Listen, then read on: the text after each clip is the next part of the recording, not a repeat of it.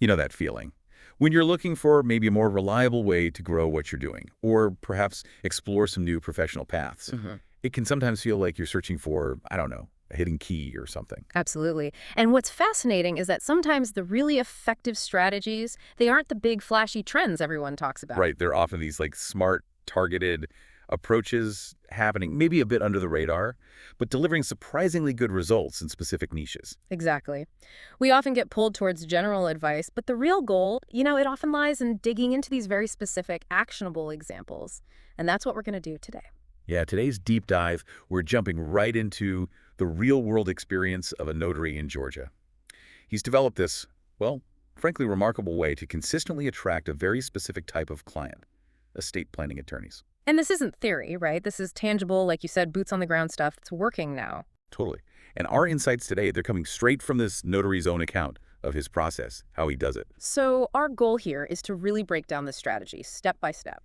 Understand not just what he's doing, but critically, why it's so effective. And maybe more importantly, we want to pull out those core principles, the underlying ideas that you, listening right now, could potentially adapt and apply in your own work, whatever field you're in. Think of us as your research partners for this. We've done the sifting, pulling out the key bits. Exactly. We're here to guide you through it, connect the dots.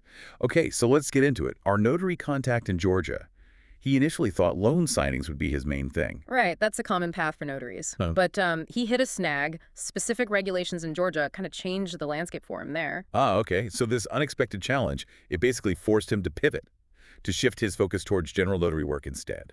Which is really insightful, actually. Sometimes those limitations, those roadblocks, they become the catalyst for finding more creative and sometimes, like in this case, maybe even more effective solutions. That makes sense. So needing to build this new client base for general work, he cooks up this really ingenious outreach strategy aimed squarely at estate planning attorneys and using Facebook. Yeah, it's a five-step process, and it's surprisingly straightforward when you break it down. Okay, step one, he just searches Facebook, Yeah, uses terms like estate planning or estate planning attorney. Simple enough. so it seems basic, yeah. But step two is where the strategy really kicks in. He doesn't just search. He actively interacts with the pages and posts he finds, liking, commenting, engaging. So it's not just passive scrolling. He's deliberately trying to, what, influence the Facebook algorithm. Exactly. He's essentially training it. Facebook's algorithms look for signals of relevance. Consistent engagement tells the platform, hey, this person is interested in this specific topic, these specific types of pages. Mhm. So it makes his future interactions, maybe even his own stuff if he posts relevantly, more visible within that specific little world of estate planning attorneys on Clearbook. It's about proactively shaping his digital environment. That's clever. Okay, which then leads him to step three. He starts taking screenshots of relevant ads he sees. Right. Ads from those estate planning attorneys he's targeting. Things like announcements for seminars, maybe webinars they're hosting, or just their general firm pages. So it's like he's conducting his own little market research right there in his newsfeed, collecting intel. Pretty much. It's a visual collection of what his target niche is doing, what they're promoting, valuable info. Step four, then, is he takes those ad screenshots and clicks through to the actual Facebook pages of these attorneys. Okay, and what's he looking for there? Contact information, emails, phone numbers, sometimes even a physical address if it's listed right there on the Facebook page. Got it. Gathering the ammo for outreach.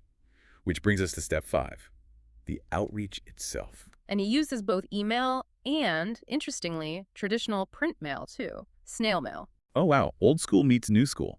But here's the really interesting part. You mentioned he's not just sending generic stuff, right? No, definitely not. He crafts these messages using ChatGPT. The AI angle. Right. He uses it to help draft and personalize the outreach messages quickly, leveraging its ability to tailor language for specific professional groups. And whenever possible, he includes a QR code in his mailings or emails. Okay, the QR code. Tell me about that. Why is that so important? Because that QR code doesn't just go to his main website homepage, it directs them to a hidden attorney-specific landing page. Ah, so it's customized. Highly customized. Imagine you're that busy estate planning attorney. You scan this code, maybe out of curiosity, and you land on a page that speaks directly to your world, your specific needs, your challenges related to notary services. Not just a generic, I'm a notary, hire me page. Exactly. That level of tailored content, it builds trust almost instantly. It signals, okay, this person actually understands my practice and what I need. It's a direct call to action for them. That's really smart. Okay, so does it work? What were the results? The results are pretty compelling. Using this five-step system, out of just 14 attorneys he targeted initially, 14 attempts. he engaged with 3 of them. 3 out of 14. That sounds pretty good. It's a solid hit rate, yeah. especially considering how focused it is. And get this, one of those attorneys now gives him consistent monthly business. We're talking 4 or 5 appointments every single month. Wow, okay. That's significant recurring revenue from one connection. Definitely. Another one refers occasional work, sort of ad hoc, and the third hired him for a one-off job, but, that door is open, that connection's made for potential future stuff. So that hit rate, is that typical for this kind of targeted marketing? Or does it really show how effective this specific multi-step approach is? I think it really underscores the efficiency you get when you're not just casting a wide net. By focusing on such a clearly defined niche and tailoring everything, the platform, the interaction, the messaging, that landing page, Right. he's dramatically increasing his odds of connecting with the right people who actually need his specific services. Success rates vary, of course, but these results suggest his strategy is, well, highly effective for this particular niche. And what I also find really smart is how he then leveraged his existing work. Yeah. You mentioned he does bedside notary work already. Yeah, like going to hospitals or nursing homes. So he realized, wait a minute, elder law firms often need that exact service. It's a natural adjacent niche. Exactly. So he basically just duplicated the system, took that same 5-step Facebook outreach process. The searching, interacting, screenshotting ads, finding contacts, tailored outreach. The whole thing, and just aimed it at elder law attorneys instead of, or in addition to, estate planning ones. And saw similar positive results. Yep. Started getting traction there too. It just shows how once you've built a system that works, you can often scale it or adapt it to related areas without reinventing the wheel every time. Find the common threads, tweak the message. Makes sense. And the role of AI in streamlining all this, that's pretty fascinating too, using ChatGPT for the outreach. Right. He specifically mentioned repurposing a successful email he'd sent before. And get this, the email apparently included a Back to the Future DeLorean story. Huh. You gotta love that, injecting some personality. Totally. So he just takes a screenshot of that successful, quirky email, Right. feeds it into ChatGPT, and basically says, rewrite this, but in my voice, maybe tweak it for this new attorney. That's just a really interesting approach, doesn't it? Willingness to be a bit humorous, a bit memorable, even in a professional context. It probably helps cut through the noise of all the standard formal outreach people get. For sure. And it's a brilliant time saver while keeping that personal feel. Mm. But using AI for personalization, is there a risk? Could it feel, fake or lose that authentic human touch? That's the key question, isn't it? I think it highlights how AI can be a powerful tool for personalization at scale. It's not about replacing the human connection entirely. Right. It's about augmenting it. It allows you to send more tailored messages without getting bogged down writing every single one from scratch for hours. The trick is using it thoughtfully, like he seems to be doing, using it to enhance his voice and his message, not just letting the AI generate generic stuff. It shouldn't be a substitute for genuine understanding or connection. Good point. Use it as an assistant, not a replacement. And it doesn't stop at that first contact either. He's got a smart follow-up game, too. Yeah, he uses a light email sequence, nothing too aggressive, and he keeps in touch with updates, maybe just once a month or so. The goal being just stay visible without being annoying. Exactly. Consistency is so crucial in building any kind of professional relationship that regular but not overwhelming contact keeps his name top of mind. So when those attorneys do have a notary need. He's the one they think of. Precisely. And he also uses some classic relationship building tactics, doesn't he? Like actual physical things. Yeah, things like sending postcards or even occasionally dropping off donuts or cookies at an office. Nice. Who doesn't love donuts? Yeah, right. These little thoughtful gestures, they really can make a difference in just being memorable and showing you appreciate their business. And he also stressed the importance of follow-ups after an appointment, too, just reinforcing that connection. It all paints a picture of real professionalism, going that extra mile. Absolutely. And speaking of professionalism, he had some practical operational tips, too. Oh, yeah, the business side. He uses Square for invoicing, right? Even for cash payments. Yeah, which he said helps build good habits, gets everything recorded, and Square can automate asking for reviews, too, which is handy. Smart. And then there was that clever bit about Zelle payments. How does that work? Okay, so this was interesting.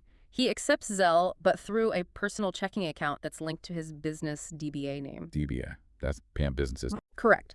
It lets a sole proprietor, like him, operate under a business name without forming a whole separate company structure like an LLC initially. He finds that linking Zelle to that personal account with the DBA makes the bookkeeping simpler for him, especially for those direct digital payments. Keeps it clean, gives him control. Huh. That's a neat little workaround for simplifying things, potentially. Practical stuff. Those little operational efficiencies, they often get overlooked, but they can save a lot of time and headaches down the line. For sure. Okay, now this next bit, RON facilitation. This sounds specific to notaries, but maybe the principle applies more broadly. I think so. So RON is remote online notarization, basically doing notary stuff virtually over video. Right, which is becoming more common. But in Georgia, where he is, notaries can't perform RON themselves directly. State rules. Ah, okay. Another regulation hurdle. But instead of just saying, oh, well, he found a way to facilitate it. Hmm. He connects his Georgia clients who need RON with notaries in other states who can perform it using specific online platforms. What platforms did he mention? He mentions Cyberize It, Blue Notary, and Proof. These are platforms that connect clients with remote online notaries. So he acts like a connector, Yeah. a matchmaker. Essentially, yes. And for making that connection, for facilitating the process, he earns a referral fee. Ah, so even though he can't do the RON service himself, he's still adding value and generating revenue from it. Exactly. It demonstrates this really proactive approach, identifying adjacent service opportunities. Even if you can't directly provide something your clients need, maybe you can facilitate it, connect the right people, solve the client's problem, and still benefit. It's about expanding your value proposition creatively. That's a great takeaway for almost anyone in business. Look for those facilitation opportunities. Yeah. And it all seems to circle back to this final point he really emphasized, which feels fundamental. Which was? Professionalism and value. He was really clear about not cutting corners. Basic but crucial stuff like never notarizing your own documents. Which, yeah, hopefully goes without saying. Right. But also charging appropriate fees for the service, Yeah. not undervaluing the work. And why did he stress that? Just for his own bottom line. Partly, sure, but he framed it bigger than that. He sees it as crucial for his own legal protection, yes, but also as a way to help set a higher standard for the whole notary profession, avoiding a race to the bottom on price, ensuring the service is valued correctly. That makes a lot of sense. It builds trust, positions you as serious, reliable. That emphasis on professionalism and truly valuing your own services, that's key for long-term success anywhere, really. I couldn't agree more. Okay, wow, we've covered a lot of ground there. Let's try and circle back to the main takeaways from this notary's experience. Sure. I mean, the targeted outreach, particularly leveraging a platform like Facebook strategically, understanding how to interact with it, that was key. Yeah, and the power of customization.